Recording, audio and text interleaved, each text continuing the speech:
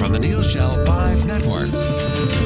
This is the Takacs McGinnins Elder Care Law Hour. Welcome, everybody. I'm Tim Takacs, and in today's show, Takacs McGinnins Elder Care Law News Hour, I should say, we're discussing the unforeseen consequences of caregiving, such as reduced workplace productivity, the impact on one's own financial future, and how it can affect the health of the caregiver. And I'm Barbara McGinnis. In this particular segment, we're going to be talking with Peter Rosenberger. He is the host of the #1 show for caregivers in the nation, and he's written 2 books about caregiving. Welcome, Peter. Well, it's a treat to be here with you. Good morning, good afternoon, good evening. Good morning. Good morning. I don't know what time it is sometimes. Right. Not everybody knows you, Peter. Tell us a little bit about your caregiving journey. Well, mine started at the altar when I said I do, and then I did, because I married a woman who was hurt 35 years ago. This year, my wife Gracie had a horrible car wreck, and as of last week, her 80th surgery. Wow. Oh my gosh. Both legs amputated over this journey. Not all this happened, of course, at one time. It's just been a process of going.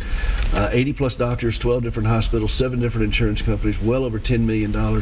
It's been quite a nightmare, and in the process, I've learned a lot of hard lessons as a caregiver, and it does affect the health. I mean, look at me. I'm only 30. Look what it did to me. Don't let this happen to somebody you love. Right. So you got married at -5, right? It's a brutal journey for caregivers, and I've learned the hard way on how important it is to address the needs of a caregiver, both the physical needs, the emotional needs, well, and throw in the professional and the financial needs. Yeah. And that's where you come in, and I'm really grateful to be here with you. Well, thank you. Well, you know, Peter, I think about, you know, and we know each other from, you know, past things that all of it that you've done for us.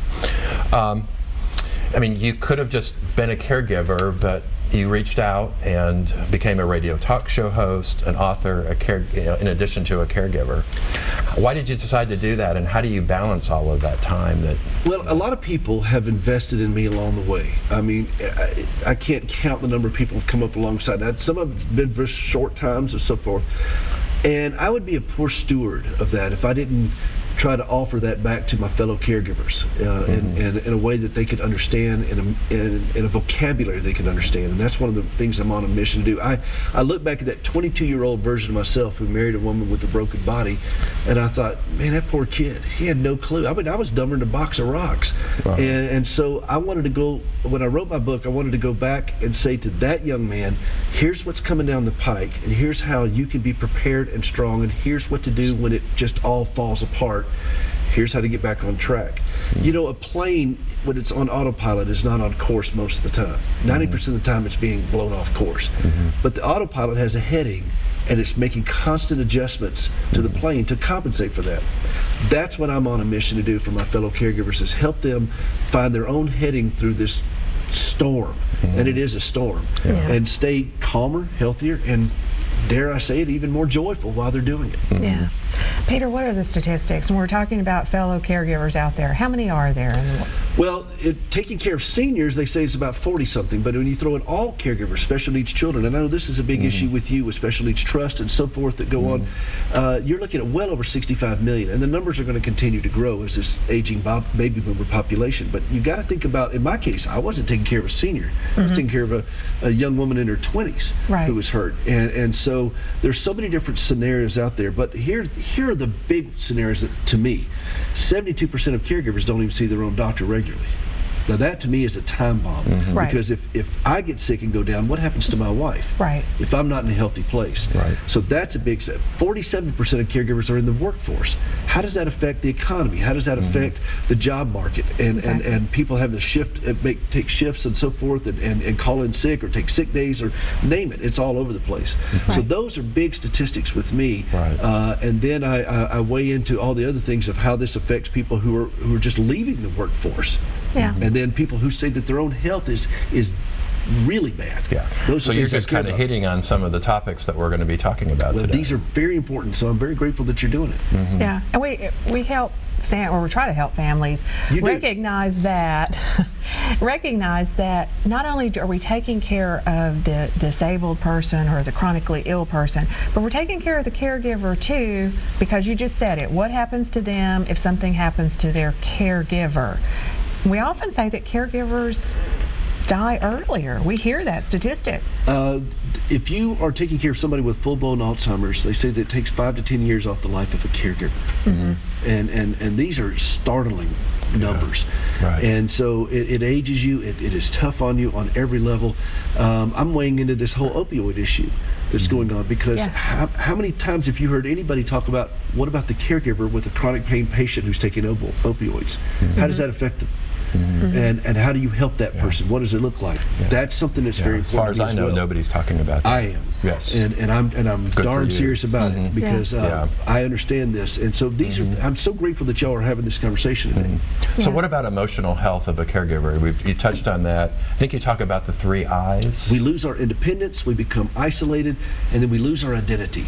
And it's very hard to ask for help if you've lost your identity and you don't even know who you are anymore. Most caregivers I know can't even speak in first person singular when talking about things. Right. It's always we. Yeah, or she just got home from the hospital, or he had a bad night, or our situation is this. But when you really drill down and say, how are you doing? That's when the tears come, and that's when the stammering comes. But that's important, and I'm on a mission to help my fellow caregivers learn how to use the I word and say, I hurt, I'm tired, I'm just hacked off, I'm done.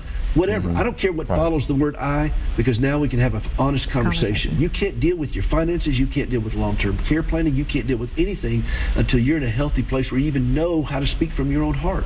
Right. Another thing you talk about is fog. Fear, obligation, and guilt. Caregiver fog. Caregiver fog. Every one of us get into that, and just like being in a fog, you can just drive right off a cliff and not even know it. The fear, obligation, and guilt just paralyzes caregivers, and we get in some dark places in those places with what are we going to do about this? What are we going to do with this? Or I got to, I have to, I need to. That's obligation. And then guilt. I mean, I'm not talking about guilt over great sins that get great press. I'm talking about guilt over things that, I feel guilty if I just want to sit down and watch a television show. Everyday guilt. Just it sounds like everyday guilt that you should be, instead of watching TV, you should be doing something for your loved one. You should be dancing. No, I know. I'm sorry, a little BG there. But no, we feel guilty over the craziest of things. Or I feel guilty because my mother is in an assisted living home, even though she has Alzheimer's, doesn't know who I am, doesn't know what day it is, and yet I feel guilty because she's there. So how do you help your caregivers deal with those emotions? I had a lady call me on the show about that very thing, that I just left my mother, and if I haven't seen her in 2 days, people ask me, how's mom? And then I feel guilty because I haven't seen her today. I said, wait a minute, does she know who you are? Not really. Is she safe? Is she warm? Is she cared for? Is she loved? Yeah. Then you're honoring your mother. It's okay. You're not going to honor her if you become a husk of a person. You're not going to be in a position to care for her if you have depleted yourself, if you quit your job to go sit there 24/7. And I asked her, I said, can you stay there 24/7? She said, well, no. And I said, do you get a break? She said, well, yeah. Who decides how long that break is? You do. It's okay. She's okay. She's safe. So you often end your show with a caregiver tip of the day. We're getting ready to wrap up this segment. So what's your tip? I do have a lot of caregiver tips of the day. Okay. AARP sponsors my tip of the day. All right. Last Sunday. They're here. They are here. And last Sunday's was do the next right thing. That was the caregiver tip of the day. Sometimes we don't know what to do. And the next right thing can be just sitting down and have a bowl of soup. Take a nap. Be still. If you don't take time for stillness, you're going to make time for illness. The next right thing is how we deal with this as a caregiver. Yes, we plan for the future. That's where you come in, because you help people make good plans. But in reality, we don't know what tomorrow's going to hold. So we do the next right thing, settle ourselves down, and don't try to second guess ourselves so much on this thing. Just do the next right thing. All right, we got another tip we want you to give people. Tell them how to find your radio show. It's called Hope for the Caregiver, and you can go to hopeforthecaregiver.com. All right, we've got your contact information up. Caregivers with Hope also is my website.